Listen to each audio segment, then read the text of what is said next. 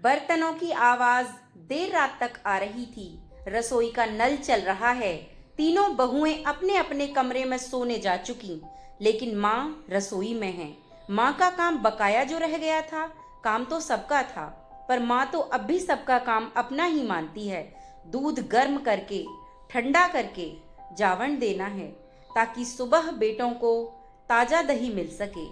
Sink में रखे बर्तन माँ को कचोटते हैं, चाहे तारीख क्यों ना बदल जाए, पर सिंक साफ होना चाहिए। बर्तनों की आवाज से बहू बेटों की नींद खराब हो रही है।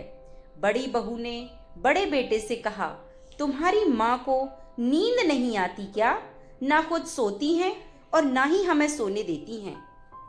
मंझली ने मंझले बेटे से कहा, अब देखना, सुबह 4 बजे फिर वही खटर पटर चालू हो जाएगी।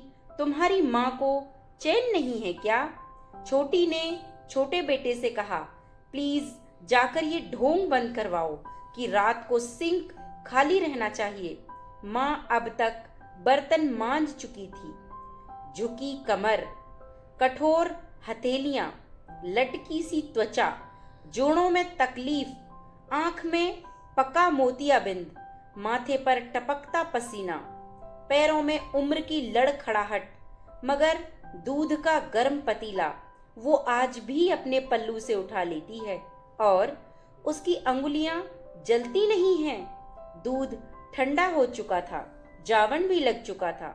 घड़ी की सुइयां थक गईं, मगर माँ ने फ्रिज में से भिंडी निकाली और काटने लगी। उसको नींद नहीं आती है क्या? कभी कभी सोचता हूँ कि माँ जैसे विषय पर लिखना, बोलना, बताना, जताना कानूनन बंद होना चाहिए, क्योंकि यह विषय निर्विवाद है, क्योंकि यह रिश्ता स्वयं कसौटी है। रात के 12 बजे सुबह की भिंडी कट गई। अचानक याद आया कि अरे, गोली तो ली ही नहीं। बिस्तर पर तकिए के नीचे रखी थैली निकाली। मूनलाइट की रोशनी में गोली के रंग के हिसाब से मुंह में रखी और गटक कर पानी पी लिया। बगल में एक नींद ले चुके बाबूजी ने कहा, आ गईं?